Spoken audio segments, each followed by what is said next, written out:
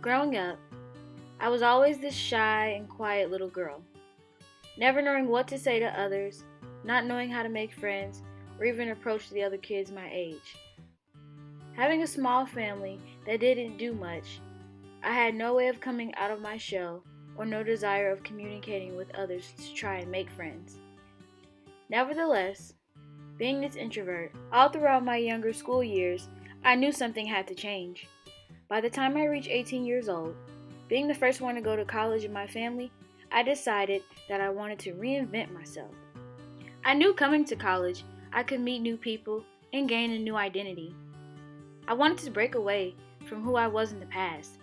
Having this mindset was a start, but doing it was a different challenge.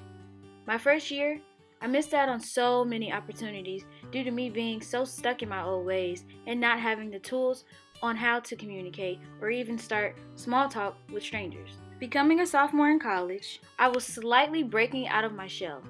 I began to attend events and simply not sit in my dorm all day, even just to study. But I was still afraid to communicate with others I did not know. Unfortunately, I did not get into the nursing program this year. After hearing the news, I was advised to take up a minor and focus on it until further notice. Picking names out of a hat, I ended up choosing health communication. Having a focus on my minor, the only thing motivating me to take interpersonal communication was that it was just a requirement. Being so focused on nursing, I never would have thought I'd have a growing love for communication studies. Once I went through with my first day, I began to realize this class is not like any of my other classes. On Mondays and Wednesdays, I couldn't wait to get to Mr. Mike's class to see what learning opportunities he had for us or to see what activities he would have us do for the day. Participating in all the readings, the activities, and listening to guest speakers that were brought in, I've learned that communication is just as important in our everyday lives, just as we need to breathe, eat, and sleep.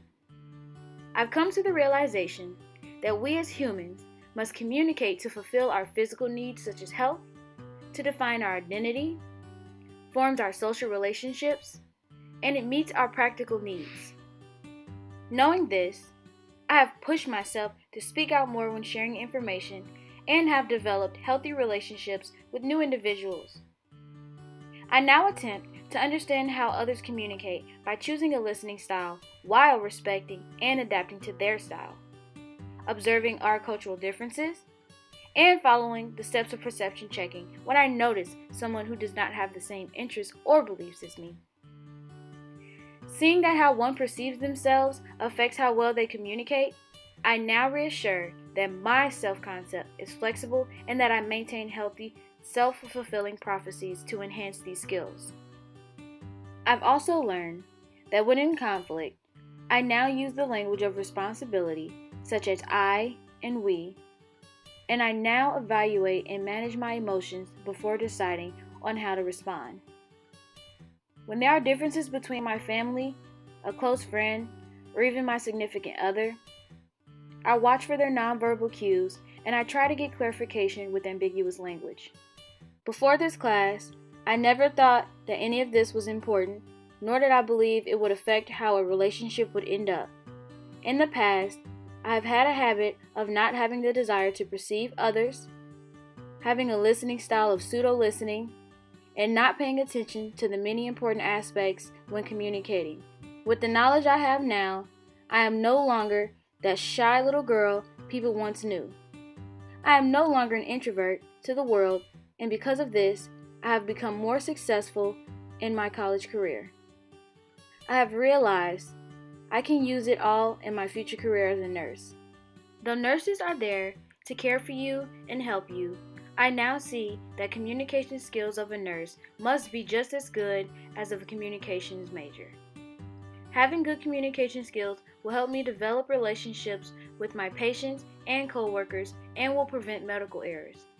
Taking interpersonal communication was the first step in my long journey of developing proficient communication skills, but it is because of this class that I will continue to use what I have learned in my everyday life to better my relationships, my networking skills, and for my career.